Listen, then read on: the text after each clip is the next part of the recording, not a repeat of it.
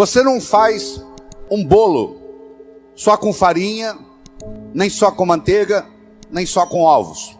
Você precisa de vários ingredientes. O bolo da vida necessita vários ingredientes. E um desses ingredientes é o diálogo. Um desses ingredientes é a capacidade de se comunicar. Ele não é o único, mas ele é fundamental. A comunicação tem 3 níveis. O primeiro nível eu chamo de boca-ouvido. O segundo nível eu chamo de cérebro-cérebro. O terceiro nível eu chamo de coração-coração. Vamos começar com o primeiro nível. Boca-ouvido. Deixe-me primeiro fazer uma distinção para você. Ouvir e escutar não são sinônimos. Você ouve com o ouvido. Você escuta com o cérebro. Você já foi alguma vez num restaurante e pediu ao garçom para lhe trazer uma água com gás e ele lhe trouxe uma água sem gás? Ou você fez uma solicitação e ele lhe trouxe outra? Aquele garçom, naquele momento que ele recebeu o seu pedido, ele estava operando no nível 1. No nível 1 ninguém é promovido. No nível 1 você não conquista as pessoas. No nível 1 você não vai para frente na vida. Não interessa a nota que você tirou na escola, isso não faz diferença. Porque a escola lhe passa informação. A vida lhe exige competência de ação. O que cai na prova não cai na vida. Se você observar na sua cidade, você vai encontrar indivíduos que eram CDFs, que eram estudantes brilhantes, e hoje são pessoas que estão perdidas na vida. E você vai encontrar também pessoas que eram estudantes medíocres, e hoje são excelentes empresários, estão contribuindo para o bem-estar da comunidade. Por que isso? Porque esses segundos, eles sabem dialogar com o mundo, eles sabem dialogar com a sociedade, eles aprenderam, talvez até intuitivamente, o poder da comunicação. Então, se você me permite, eu vou começar a trabalhar nesse modelo do nível 1, boca-ouvido, nível 2, cérebro-cérebro, nível 3, coração-coração. Quando você está operando no diálogo nível 1, não acontece nada. É o pai que está dando um sermão para o filho. E entra num ouvido e sai no outro. E o pai não percebe que ele vem falando isso há 5 anos e não funcionou nada. Pelo contrário, o filho até ficou rebelde de escutar o pai falar aquilo. E o pai não se dá conta que aquilo não é diálogo, que é um monólogo que ele está falando para o vento. Porque está entrando no ouvido e saindo no outro. Eu só posso me comunicar com vocês se nós fizermos uma conversa que interesse vocês. Não tem outro jeito. No diálogo, na comunicação, nós temos que modificar um pouquinho aquela frase que você conhece. A frase é assim: faça aos outros o que você gostaria que fosse feito a você. A verdade não é bem essa. Faça aos outros o que os outros gostariam que fosse feito a eles. Se eu convidar você para jantar na minha casa em São Paulo, eu não vou lhe servir o meu prato favorito. Pode ser que você nem coma. Eu vou perguntar o que você gosta. Se eu quero agradar alguém num processo de diálogo, eu tenho que ver o que a outra pessoa quer ouvir. Eu vou começar por ali, e não o que eu quero passar. Quero que você entenda isso. Faça aos outros o que os outros gostariam que fosse feito a eles. Eu quero mostrar o meu ponto de vista para você, mas eu não me preocupo como que você vai receber esse ponto de vista. Aí sabe o que acontece? A natureza colocou um ouvido no mesmo nível do outro. Entra num ouvido e sai no outro. Aí não deixa de ser diálogo, passa a ser monólogo, porque não tem repercussão. Para esse diálogo se ocorrer, primeiro eu tenho que ter uma mensagem forte. Você só vai continuar me escutando se você estiver gostando da mensagem. Eu tenho que ter algo para poder passar para você. Essa é a mensagem. Segundo, nós temos que conversar de uma forma metafórica. Quando eu lhe conto uma história, você não pode dizer que você não concorda com ela. Eu estou lhe contando uma história. E dentro da história, eu coloco a ideia que eu quero passar para você.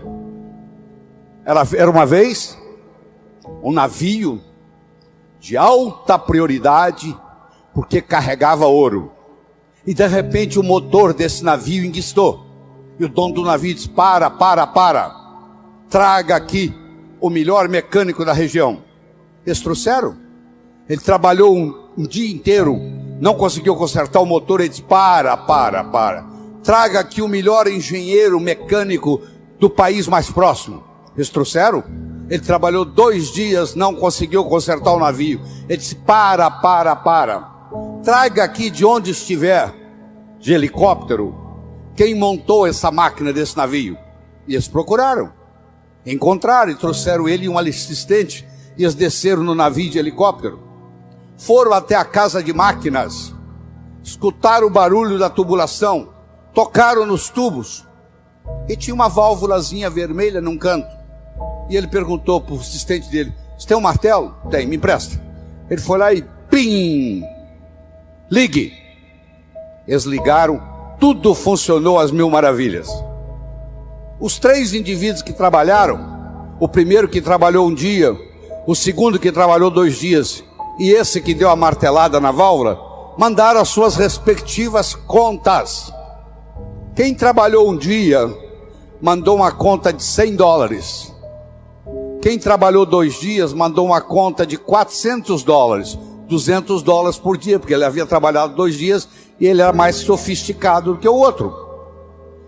E quem deu a martelada, mandou uma conta de $10.000. O dono do navio falou: eu vou pagar, porque ele consertou o meu navio, mas eu só pago com uma condição: que ele mostre como é que ele chegou à conclusão de me cobrar $10.000. E ele mandou um bilhete para o dono do navio: para dar a martelada, $1. Para saber onde bater com o martelo, 9.999. Olha que interessante. Você imagine que nós estamos almoçando e eu conto essa história para você. Aí nós estamos num diálogo, almoçando. Aí você vai para o seu escritório comigo e você está pensando em me contratar para ser seu consultor na sua empresa. E você pergunta assim: doutor Lair, qual é a sua remuneração? E eu falo um preço elevado. Ao invés de você falar é caro, você vai pensar assim: esse cara sabe onde bater com o martelo. Eu preparei o seu cérebro para escutar o meu diálogo com você. Através de quê? Através de uma história, através de uma metáfora. A pessoa que sabe dialogar, ela conversa metaforicamente. O político que ganha a eleição é um contador de histórias. O padre que faz o sermão que agrada a todos é um contador de história. Porque quando você está contando uma história, a mente crítica baixa. Você conta a história e leva o que você quer levar junto da mensagem. E a mensagem entra na estrutura psicológica. Terceira coisa importante no diálogo é uma linguagem apropriada. Você já foi a um médico e o médico começa a usar aquela terminologia médica que só ele entende. E aí você volta e a sua família te pergunta: e aí, o que você tem? O que o médico falou? Ah, não entendi o que o médico falou. Esse médico não tem nada de inteligente. Ele tem que conversar numa linguagem que o paciente entenda. A própria Bíblia tem uma citação dizendo que se você não falar a linguagem de quem está lhe escutando, você está falando aos ares. E outra coisa importante é a percepção. Uma coisa é o que você está passando, a outra coisa é que o outro está captando. Ah, você é um vendedor? Sou. Você é um bom vendedor? Ótimo vendedor. E aí, você tem vendido bem? Não, tem vendido muito mal. Então você não é um bom vendedor. O aluno que diz que é bom aluno, ele tem que me mostrar um boletim bom. Eu não conheço bom aluno com boletim ruim.